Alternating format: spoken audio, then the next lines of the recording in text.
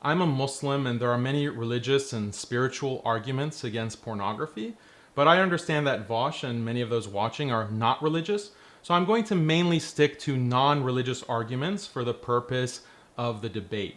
The main secular argument against pornography is best explained by looking at the research of Nicolaas Tinbergen, a Dutch biologist. Tinbergen did experiments with butterflies. He realized that female butterflies attract males due to the eye-catching designs on their wings. So Tinbergen made some cardboard butterflies and painted their wings to be super eye-catching, more eye-catching than what would naturally occur in female butterflies. Surprisingly, the male butterflies would swarm the cardboard butterflies, even when real female butterflies were available. The males would ignore those females and instead keep trying to mate with the cardboard. Tinbergen called this a supernormal stimulus. By artificially enhancing the normal, Tinbergen could fundamentally transform the behavior of the butterflies.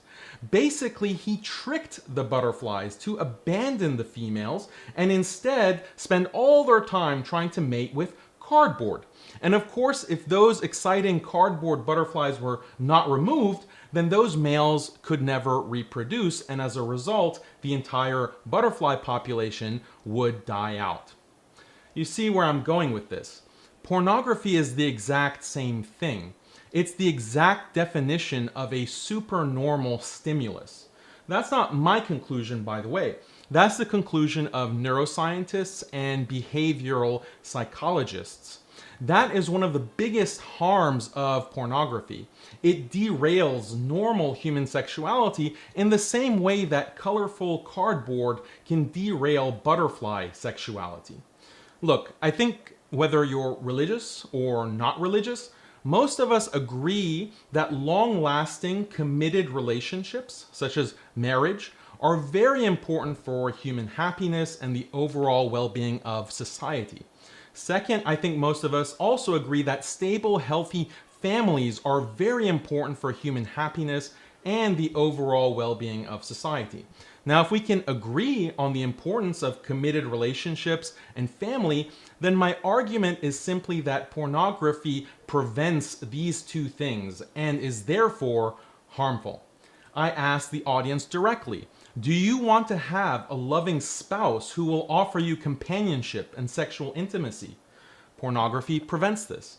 Do you one day dream of being a mother or father with loving children and grandchildren to care for and spend time with, who care for you in your old age? Pornography prevents this. Do you care about the future of society, a society that mainly consists of happy marriages and healthy, stable families? Pornography prevents this or greatly hinders it. Numerous peer-reviewed studies prove why and how all this is the case. Biologically rooted sexual drives, attitudes, and behaviors are crucial for marital, familial, and communal relationships. These are the things which have been the foundation of human society throughout history. But pornography disrupts all this. This is because porn usage produces psychological transformations which deeply impact sexual drives, attitudes, and behaviors. There are three major ways that this happens. The first way pornography disrupts human sexuality is that it changes our norms and values.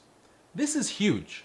What people see as good and normal gets warped by porn in the same way that what a butterfly sees as normal gets warped by artificial cardboard.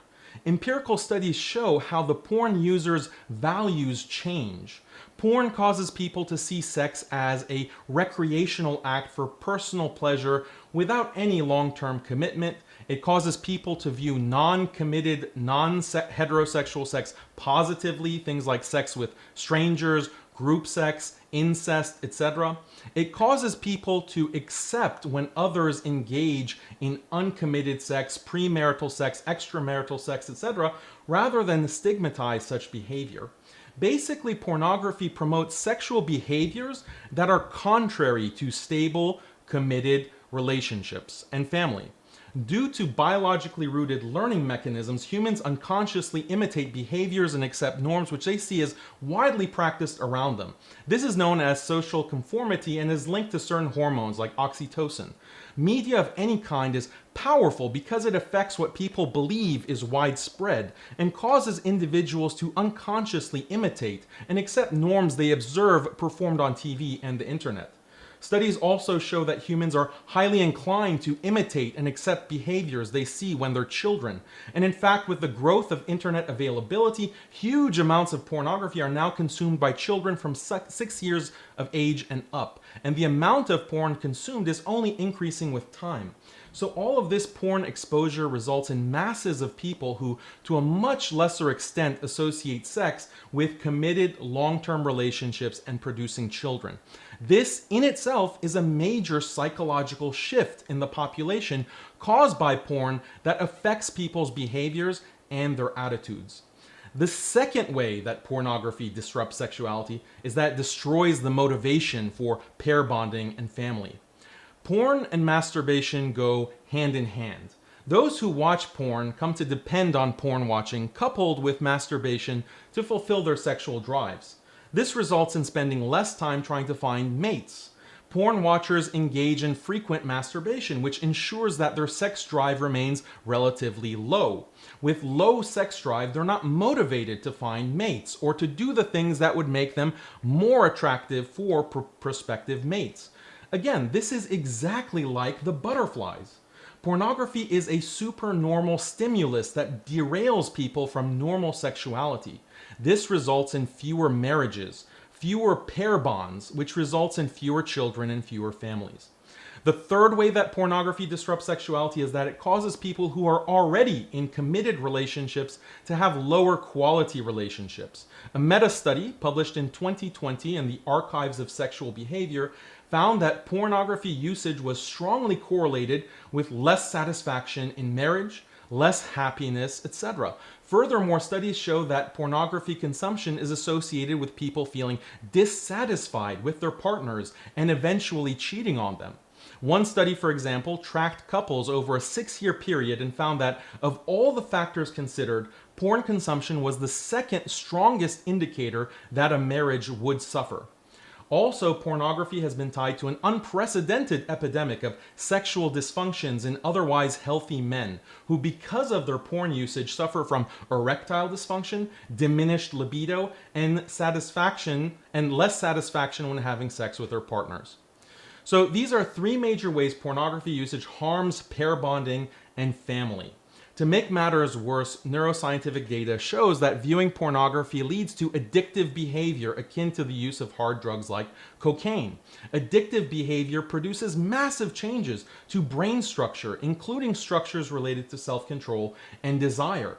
This does not happen with behaviors like breathing or drinking water, but it does happen with the use of drugs and pornography.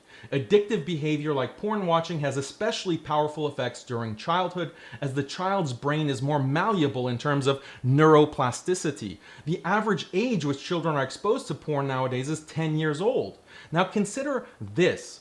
If I asked you whether it is bad for society if a drug as addictive as cocaine or heroin were freely available to the masses, including young children, and it was easily accessible, wouldn't you think, wow, this is really bad for society?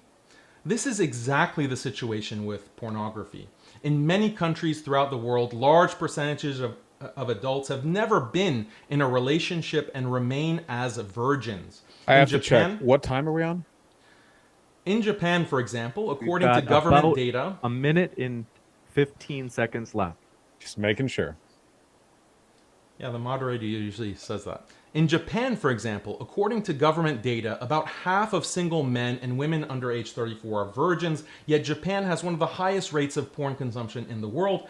Other countries have similar trends. Marriage and family are collapsing the world over. Not all of it is due to pornography, but porn has played a significant role.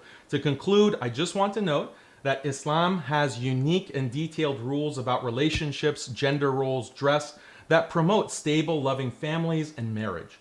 Islam provides a detailed blueprint for marriage and family, and this has never been as important as it is now simply because people's understanding of gender roles, marriage, family, sex have been warped by modernity.